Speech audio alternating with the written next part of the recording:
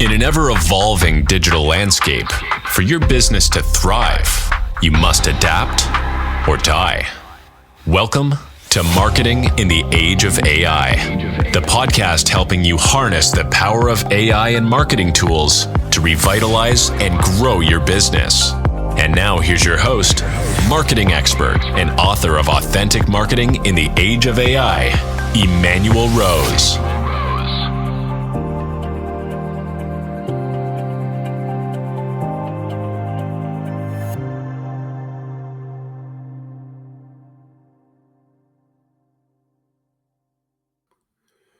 Well, welcome to another episode of Marketing in the Age of AI. And I'm looking forward to our conversation this morning to talk about one of the fears that everybody has, which is AI going to replace me?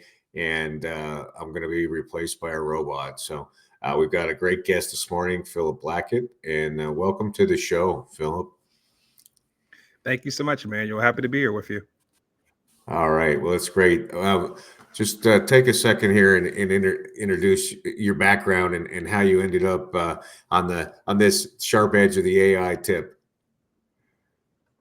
Yeah, so I think the big thing, Emanuel, is understanding that, the one thing that's constant, whether in business or in life, is change. And I think what got me interested in AI was just understanding that, listen, AI is this generation's like social media, like Palm Pilot, iPhone, the typewriter, personal computer. I've been here for about 40 years on this earth, so I've seen a number of new technologies. I'm sure you can vouch for the same. Absolutely. And I think that one of the things to recognize is that artificial intelligence is here to stay. They're not going to go from automobiles back to horses and carriages. Right. You're not going to go back away from AI. Pandora's box has been opened. You can't put the toothpaste back into the tube. It's done. So Right. I think the big thing that comes off to my mind is, okay, now that we know that, it's here, what do we do about it? And so the helpful part about that is understanding, okay, let's understand what this is and how we can apply it to our everyday lives and in our businesses and our jobs and our careers in a way that this is a tool to serve us, to make us more productive and to make us more profitable and valuable for the people we serve. Yeah, I like that. I agree with you. It is a tool, and we have to picture it as that and find very specific applications to use that tool, and then put it away when we're done, right? Just like you do with the lawnmower and you're cutting the lawn. Well, and here's the other part about it too, Emmanuel. Do you remember when Google first came out? Sure. Yeah. It was one of those type of aha moments, like, oh my gosh moments, right? Because, I used to grow up, having to go to an actual physical library to Yep. find information, like actually go into a card catalog, look up an encyclopedia where they still made Encyclopedia Britannicas, Right. and you would find your information and you would spend time doing it. Google came out, and now it's like, okay, I can now search for things I'm looking for, which Yeah. means I had no longer the excuse of I have to get in my car, go to the local library, right? This is one of the same sort of moments here, Emmanuel, where it's like with AI, particularly generative AI, the excuse of us not knowing is going away Right. No. because you have tools out there that says, hey, you don't have to go to a library physically. You don't even have to comb through tens and tens of hundreds and hundreds of search results to find your Right. information to at least come up with some sort of knowledge on any sort of topic. Now you have tools that you basically tell it what you're looking for, and in seconds they tell you what you're looking for. Yeah, well, that's a great point. And I'm wondering if you have some insight around how you're crafting prompts to be able to get cited content versus kind of just googly gook. So I think part of what goes on there's two tools that I particularly use when it comes to generative AI. One that a lot of your viewers probably heard of, ChatGPT, and there's another one that some people may know of called Perplexity.ai. And Perplexity.ai is helpful from that cited content as you're talking about. Nice. Because oftentimes with ChatGPT, you don't know where the information is coming from. You're trusting that it's correct and it's coming from the right place. But if there ever was a question as far as, hey, I want to know more about what you just said or more about what you just wrote, can you point me in the right direction? Well, outside of ChatGPT, I can't point you to anywhere else. Right. As opposed to Perplexity, what I like about it is it operates similar to a ChatGPT or a Gemini, but in addition to giving you the actual output you're looking from the prompt you submitted, when you copy it, it automatically includes the citations or Nice. sources of where to get the information. They actually bracket in the output they give you, where they're getting the information. So if you read a certain sentence, okay, AI is da da da da da, there's like a bracket that says 5. Then I go down to the citations, look for 5, and it Right. points out the website where it got it from. So at the very least, I can fact check if I want to do so. I can go there to learn more information, but it's helpful from the sense, especially from a research standpoint, that if you want to learn more, you want to feel more confident using the output that's been given to you, this is a tool that could be helpful there. Yeah, that's interesting. And so, do you know, is the Perplexity database, is it dynamic in that it's searching all the content that exists right now, or is it like pre 2021 or whatever chats on?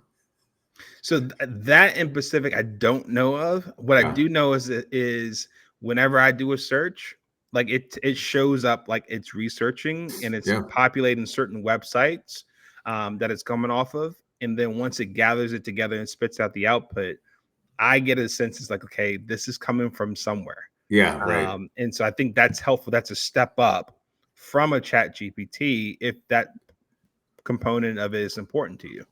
No, I agree that I think it's critical that we have citations and that we have sources and that we don't accept the hallucinations of the GPT brain as fact. Otherwise, we've seen lots of examples of how it can be incoherent with reality. Mhm. Absolutely. And the other part about it too, Emmanuel, is what we have to caution ourselves on is we can't look at AI as an excuse for us to be lazy. Yeah, I like that. And I really fear for the young people and the students out there who see this as an easy pass to come up with something very quick that they don't have to cite, Right. that they could just pass as their original work, that don't learn beyond it. So if they're ever questioned on it, they can't talk more on it. Yeah. So what I mean by that is the sense of saying, once again, AI is a tool.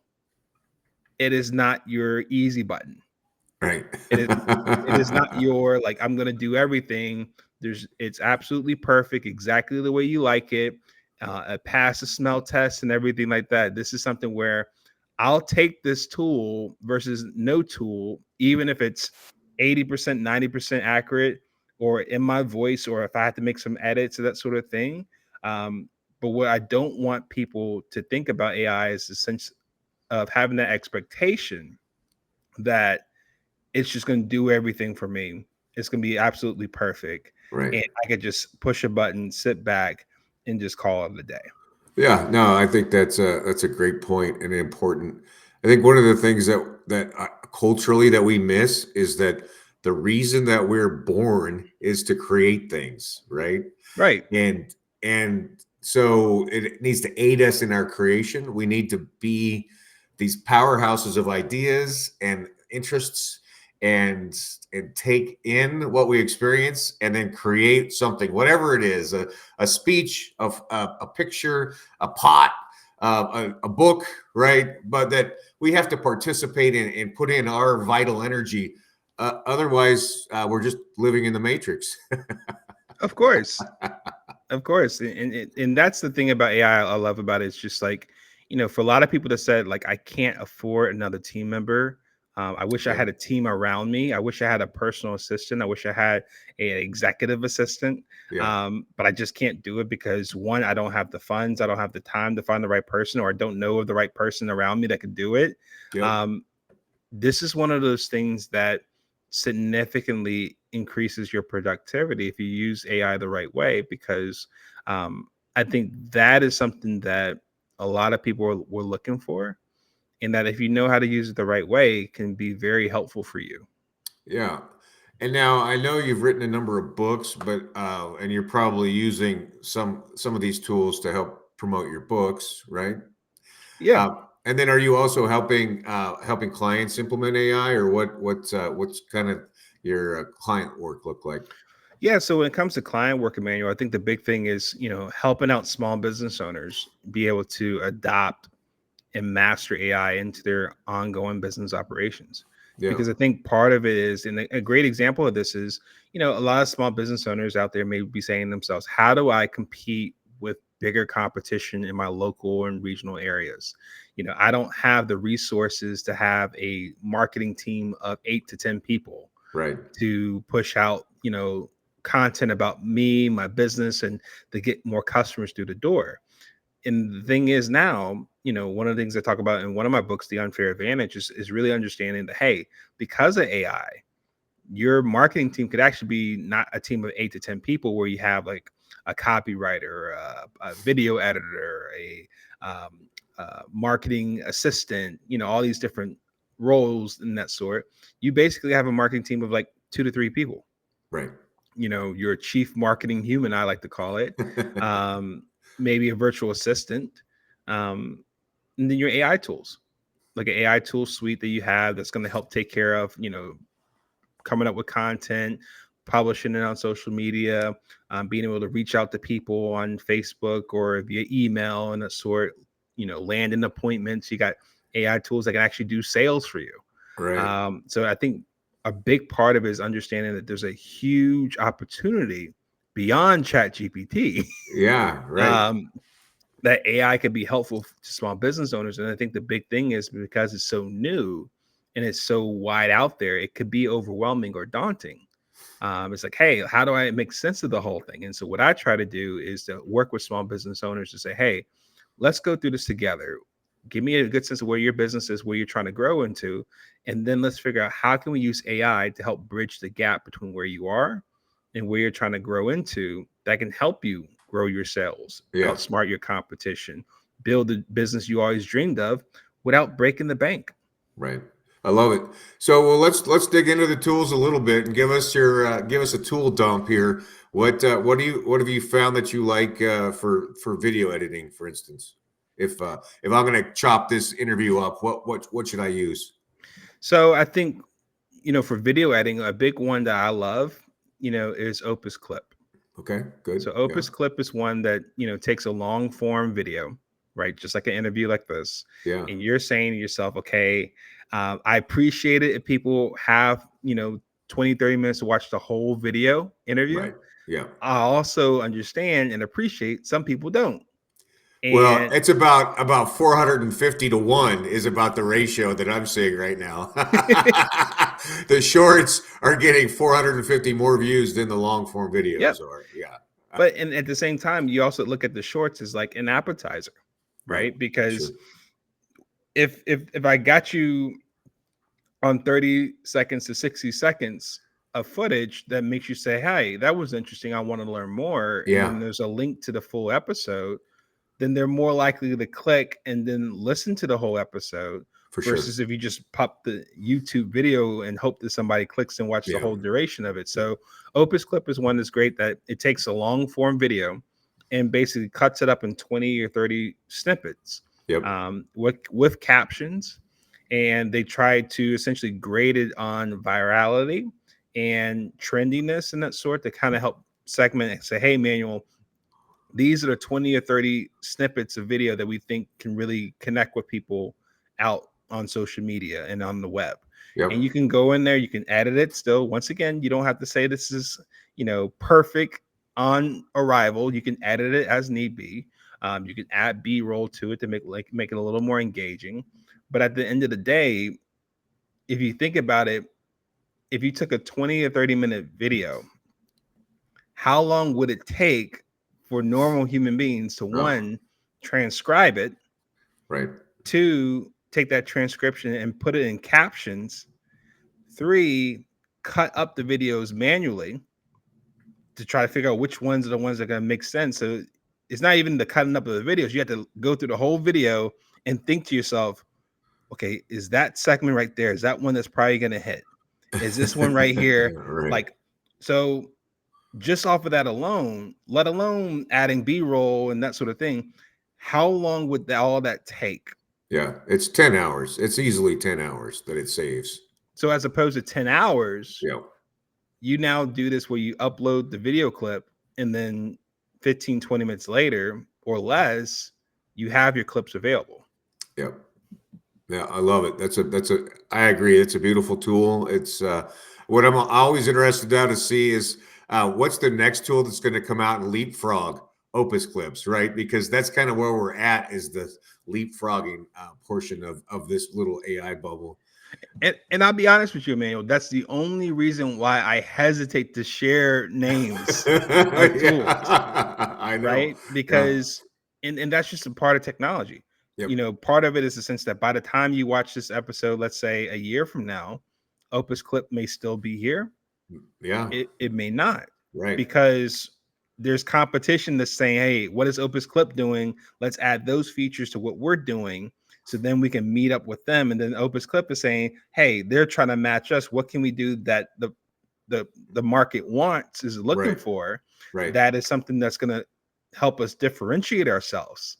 Right. So there's a constant battle where we as the consumer just sit here and watch. Yeah. And we just say, hey, listen, just like, okay, we're working with this tool now. And if there is a bigger and better deal later down the line, we just cancel that subscription and move on to another tool. So all the pressure is on the tools themselves, but the consumer, as long as you're staying up to date, being aware of what's happening, thinking in terms of what tools can be helpful for what you're currently doing on a day-to-day basis, and just experiment and try things out. I probably would hesitate before I make an annual investment, Right, for or sure. commitment. It'd be more like a month to month. Yeah, it may cost a little bit more, but month to month, because you just don't know how far advanced these tools are going to get and which ones are going to survive. But as long as you're in the game of learning this stuff, you're going to benefit from this compared to those that say, hey, this is too much for me. I'd rather just put my head in the sand like an ostrich, cross my fingers and pray that AI actually is a fad. Right. But every day they're getting further and further behind, though. Yeah, no, I agree. I love it. The idea that you've got to spend time really every day, every week, testing and experiencing software that is fixing some challenge that you have, right? And I talk about in terms of this whole this Martech stack that we have, and then we have the processes to actually distribute content, right? And where are we weakest? And let's just find a piece of software that can solve where we're the weakest, and test 2 or 3 of them and see if one of them works and solves it, instead of hiring another person. And here's the thing. Hire another person, Emanuel. How much do you think it will cost you each month to hire a new person on your team? Yeah, I mean, even a VA is going to be $1,000 a month, so that's the minimum, right? So remember when VAs were like the new thing, right? Oh, that's revolutionary, right? VAs, Yeah. instead of paying somebody, a person locally, $4,000 to $5,000 a month, let's say, or maybe a little bit less, a VA comes in and can do it from overseas while you sleep, Yep. $1,000 a month. Now you have tools that, even if I'm telling you the monthly subscription is fine to test, Perplexity AI, the paid version of that is $20 a month. Right. How, like, Opus Clip, that's about $20, $30 a month. And you already told me just for one video is going to take me 10 hours to do all that work. So my Right. thought is, how much money would you be spending for somebody to do 10 hours worth of work for one video? Yeah. But you now have access to a tool that can do multiple videos. So 10 hours, say, times the number of videos you use it for, all for about $20 a month. Yeah. And the time to figure out how to use it and run it. Right.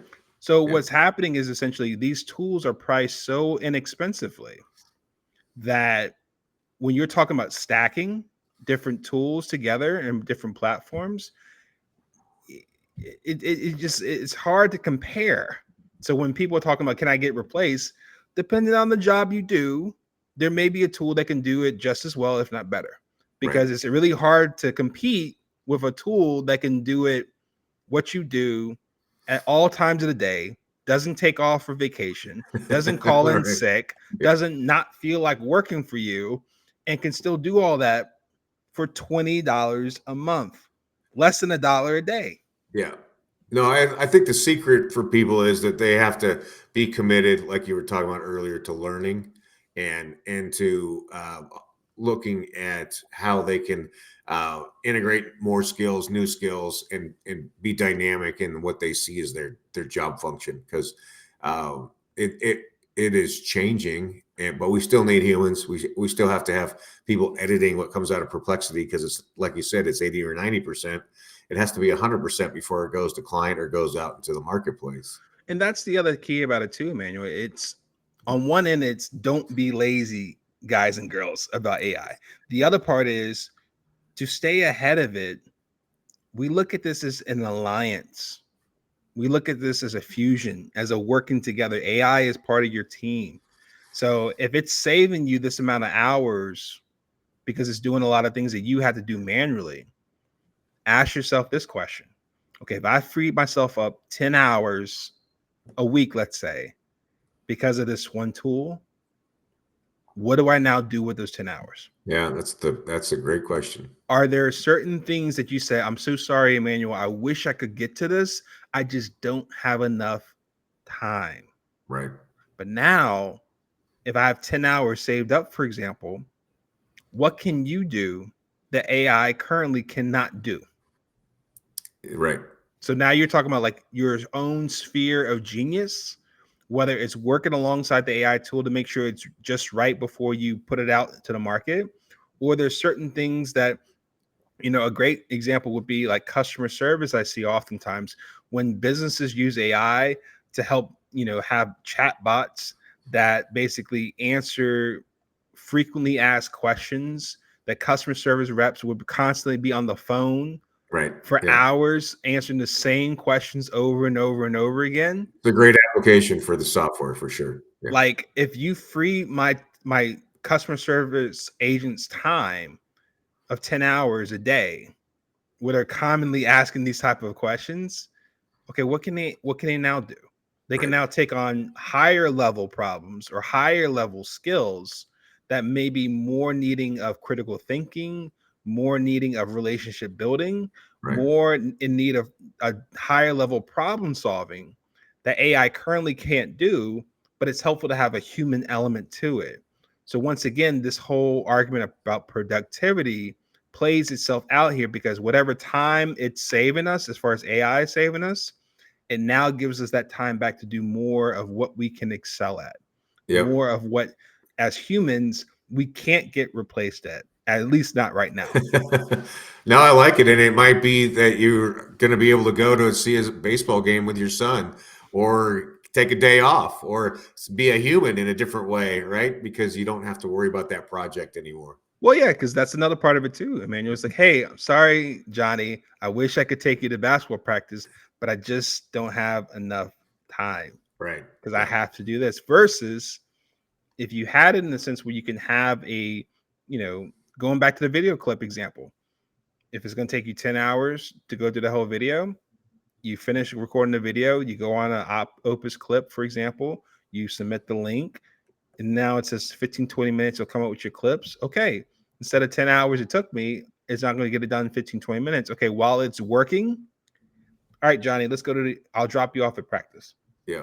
or I'll go Exactly. to the recital, or I can go to dinner with my Yeah. loved one, right? Yeah. I don't want to have to cancel the dinner date yet again. So it's that sort of thing, whether it's freeing yourself as far as time to do higher level things at work, or to your point, Emmanuel, freeing yourself up to do things that you want to do in your life, but you just couldn't because you were so bogged down with work. Yeah. Yeah, exactly.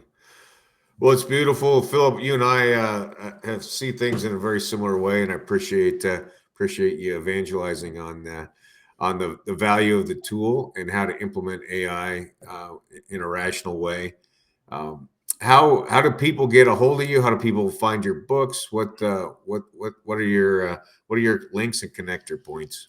Yeah, so I have two books I've written on artificial intelligence. They're based on two different approaches. One approach that's focused on the employee, the person that's working the 9 to 5. How do you become more productive at your job and your career?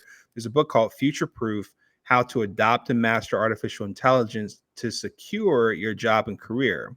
There's another book I wrote called The Unfair Advantage: How Small Business Owners Can Use Artificial Intelligence to Grow Sales, Outsmart the Competition, and Build Your Dream Businesses Without Breaking the Bank. Those two books are both available on Amazon. The second book I just mentioned, The Unfair Advantage, that's more focused on entrepreneurs and small business owners, but they're both similar approaches. We're having the right mentality as far as how we go about artificial intelligence. Both of them are available on Amazon. You can look it up by the title. But if the title seems a little bit long for you to remember, you can just go off the author name, which is my name, Philip Blackett, Philip Blackett. Just look that up on Amazon and you'll see those books along with some other ones I've written. And then as far as connecting, you can either go to my website, philipblackett.com. If you're an entrepreneur or small business owner looking to adopt and master AI into your own business and you want me to help you with that, go to dreambusinessmakeover.com. Nice. And then outside of that, I'm on social media. Just look up my name, Philip Blackett, whether it's on Facebook, LinkedIn, Instagram, Twitter, YouTube. I'll be there. All right. Well, Philip, I enjoyed our conversation, and probably reach out to you in about 6 or so months and see if I can get you on again so we can see what's changed and if anything has replaced Opus clips in our lives. That'd be great. I look forward to it. All right. Thank you and have a great day. You too. Thanks so much for the opportunity. Enjoyed this conversation, Emanuel. All right. Thank you. Thanks for listening to Marketing in the Age of AI. Be sure to subscribe wherever you heard this podcast so you never miss a future episode. Your copy of Authentic Marketing in the Age of AI is available at Amazon.com or EmanuelRose.com. You can also connect with Emanuel on LinkedIn. Thanks again for listening, and we'll see you next time.